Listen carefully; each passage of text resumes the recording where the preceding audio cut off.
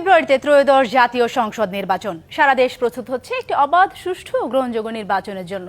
কি ভাবছেন সাধারণ মানুষ থেকে শুরু করে আগামী জনপ্রতিনিধিরা, সে কথা জানাতে ডিবিসি নিউজের ইলেকশন এক্সপ্রেস ছুটে যাচ্ছে সব সংসদীয় আসনে। এখন রয়েছে সংসদীয় আসন 85, যশোর 1-এ। CSRM DBC election express. আজ আমরা আছি যশোর 1 সংসদীয় আসন 85। আজ আমরা সারাদিন থাকবো 1 এবং 2 আসনে। আজ আমাদের সঙ্গে যুক্ত আছেন বিএনপির সাবেক কেন্দ্রীয় দপ্তর সম্পাদক শফিকুল ইসলাম তৃপ্তি, তিনি সাবেক একজন সংসদ সদস্য। স্বাগতম আমাদের CSRM ডিবিসি ইলেকশন এক্সপ্রেসে। আপনি তো এই আসনে বিভিন্ন দিন, অনেকদিন ধরে রাজনীতি করছেন। আর এবারের নির্বাচনে কতটা সাড়া পাচ্ছেন, ভোটাররা কি বলছে? বিসমিল্লাহির রহমানির রহিম। আমি আপনার প্রশ্নের উত্তর দেওয়ার আগে স্মরণ করি, শ্রদ্ধা ভরে আমাদের দলের প্রতিষ্ঠাতা চেয়ারম্যান এবং প্রয়াত প্রেসিডেন্ট, মুক্তিযুদ্ধের ঘোষক শহীদ জিয়াউর রহমানকে আমি শ্রদ্ধা ভরে স্মরণ করতে চাই। জুলাই আগস্টের অভ্যুত্থানের যে নায়করা তাদের জীবন দিয়েছে, তাদেরকে শ্রদ্ধা ভরে আমি স্মরণ করতে চাই। সাথে সাথে মুক্তিযুদ্ধে যারা প্রাণ দিয়েছেন তাদেরকেও শ্রদ্ধা ভরে স্মরণ করি। যারা আহত আছেন, যারা জুলাই আগস্টে আন্দোলন আহত আছেন, তাদেরকে সুস্থ থাকার জন্য আল্লাহর কাছে দোয়া কামনা করি। প্রিয় সাংবাদিক ভাই, আমি শুভেচ্ছা জানাতে চাই আপনাদেরকে, এই ডিবিসি সংবাদ মাধ্যমের কলাকৌশলীকে। আমি শুভেচ্ছা জানাতে চাই সারা বাংলাদেশে আজকের আমার এই সাক্ষাৎকার যারা উপভোগ করছেন তাদেরকে। আমি শুভেচ্ছা অভিনন্দন জানাতে চাই আমার এই যে নির্বাচন এলাকায় যারা অধীর আগ্রহে অপেক্ষা করছেন এবং দেখছেন তাদেরকে। আপনি যে প্রশ্ন করেছেন, এই প্রশ্নের উত্তর অনেক বড়। আমি দীর্ঘদিন এই এলাকায় রাজনীতি করছি। আমি ছাত্র জীবনে ঢাকা বিশ্ববিদ্যালয়ে লেখাপড়া করেছি, সেখান থেকে ছাত্রদল করেছি, ছাত্রদলের বিভিন্ন পর্যায়ের নেতা ছিলাম।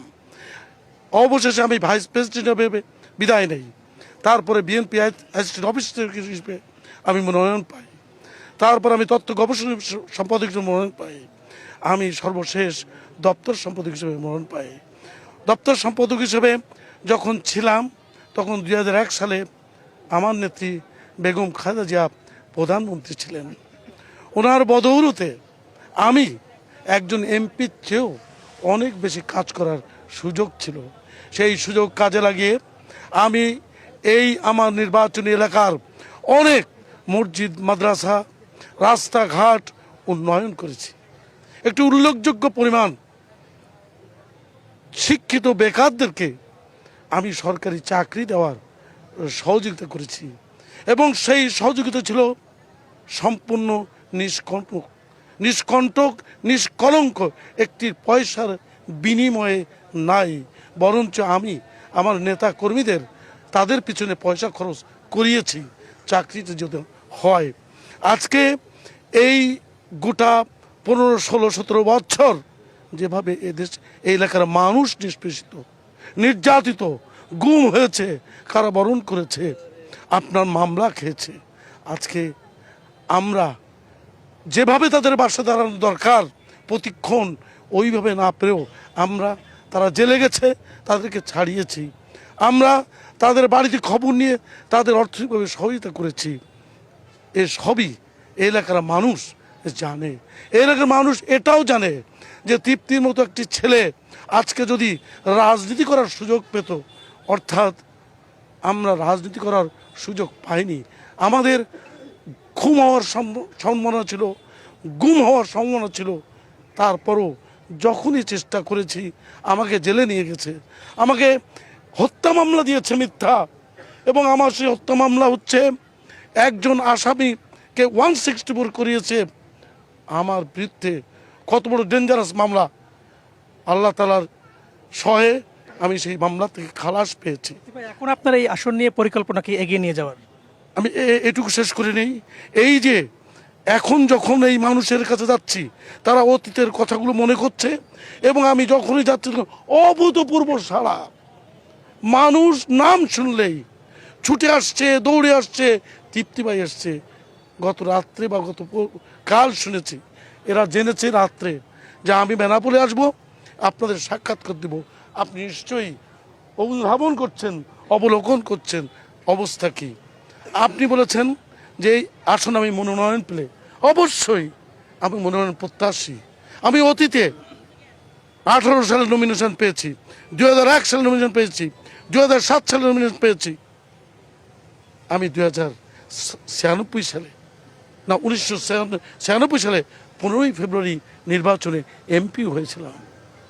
আজকে আমি যদি আবারও মনোনয়ন পাই, আমি সর্বাগ্রে আপনার যারা নির্যাতিত, নিপীড়িত, যারা এই আওয়ামী লীগ দ্বারা অত্যাচারিত, সে আমার দলের নাই, তারা বিভিন্ন লোককে বিভিন্নভাবে চাঁদাবাজি করে, দখলবাজি করে তারা নিষ্পেষিত করেছে।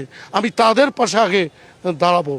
সে যেভাবেই দাঁড়ানোর দরকার, গভর্নমেন্ট থেকে তাদের অনুদান দরকার, যাদের জমি লুটকে নিয়ে গেছে তাদের জমির দরকার, এগুলো নিয়ে আমি পাশে দাঁড়াবো। দ্বিতীয়ত হচ্ছে একটা আমাদের বর্ডার এলাকা, এখানে মাদকদ্রব্য, চোরাকারবি এগুলো বৃদ্ধি পেয়েছে। এই যে পতিত সরকার, তাদের কারণে এগুলি যেভাবে বৃদ্ধি পেয়েছে, এগুলি আর নিয়ন্ত্রণ করা। ধন্যবাদ। আজকে আমাদের একটু সময় স্বল্পতার কারণে বের হয়ে যাচ্ছে। আপনার উন্নয়নের কথা আমরা আবার শুনবো। আমাদের সঙ্গে যুক্ত ছিলেন যশোর 1 আসন এবং সংসদীয় আসন প্রত্যাশীর একজন বিএনপির মনোনয়ন প্রত্যাশী, তিনি জানাচ্ছিলেন পরবর্তীতে আমরা 2 আসনে থাকবো। ততক্ষণ ডিবিসি CSR